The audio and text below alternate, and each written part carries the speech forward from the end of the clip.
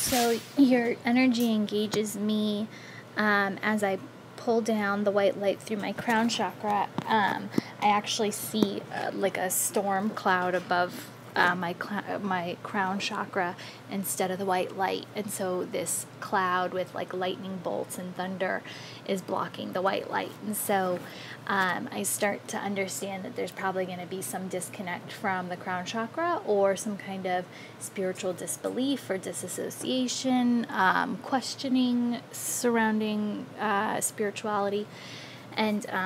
And so I then move through my process, and as I get onto the rainbow road, I see your energy basically dive into a blue stream of energy. So I'm thinking throat chakra, and basically this energy turns into a river, and you start like drowning. You start trying to paddle and keep your head above the water, and your guides are on the side.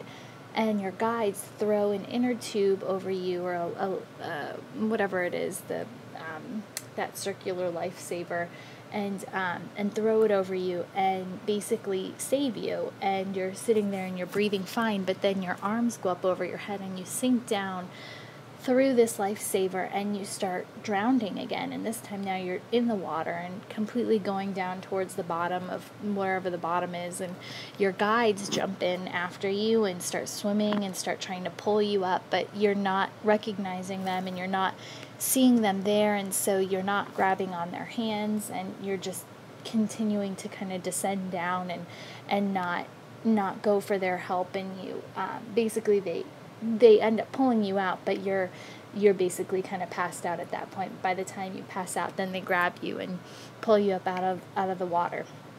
So you dry off and you move through the portal, and as you move through this kind of black portal doorway, you jump and you dive, again water related, and you're doing all of these like flips and aerial acrobatics, like you're diving down, and it goes really, really far down. And so I'm being pulled from the crown chakra in heaven, and so now I'm going towards the opposite of that, which would mean hell. So we're diving down, and you finally enter the water into this beautiful swan dive. And as you hit the water, you turn into this serpent. And so I'm going, okay, so here's the, serpent, or the representation of the devil. And so, again, finding duality intermixed in this symbolism.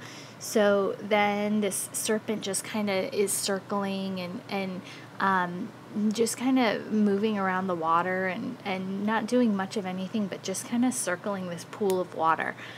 And so from there I get pulled to the next visual, which is of one of the ends of the Never-Ending Story, when I think it's Atreyu or someone goes through.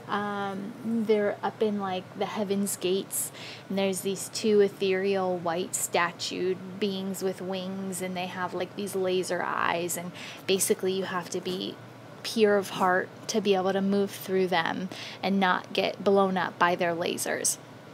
And so he stands there and he watches these knights of the round table basically like go through and try and be judged by these gates protecting heaven, and even the knight gets laser beamed and shot. And so I'm getting this whole dynamic of now questioning. I get the disassociation from the God, the matrix, the universe, or whatever you consider that a higher element of being. So I get there's some kind of detachment or disassociation or disbelief.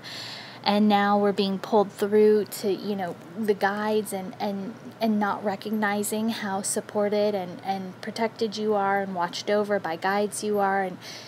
And then moving now into this questioning of the devil and am I good enough? Am I worthy enough? And so I see this energy and I feel that this is you questioning, am I good enough? Am I clear of heart? Am I pure of heart to have this connection? So I feel like maybe this is the block between opening up that ultimate connection to the divine, is a question of, am I good enough to be here? Am I divine enough to be completely connected in this channel? And then from here, now we're moving in, and we pass through, no explosion by lasers, and there's your door, and it's, this huge it's a huge door, and it's all surrounded by clouds. And as we move in, again, there's flames, and so there's still this duality, or this questioning, this, is it positive, is it negative? It's almost like this fear of, okay, if there's going to be God and divine and the matrix, then there's got to be hell and negative and bad and evil. And so I'm getting this complete dualistic, thought process again. And so as soon as I get that, then all the flames disappear, and I look at the Akashic records, and your records are all made out of clouds.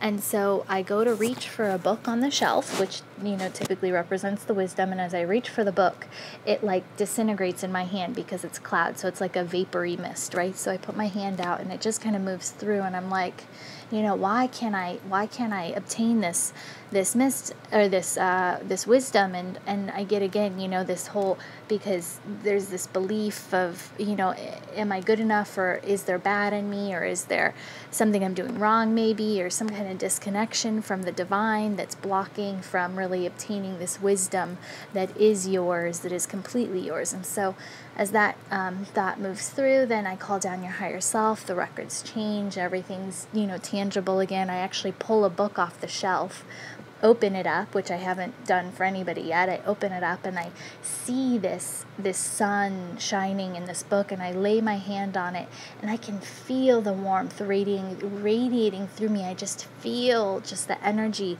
coming out of this book in your Akashic records, and it's just beautiful.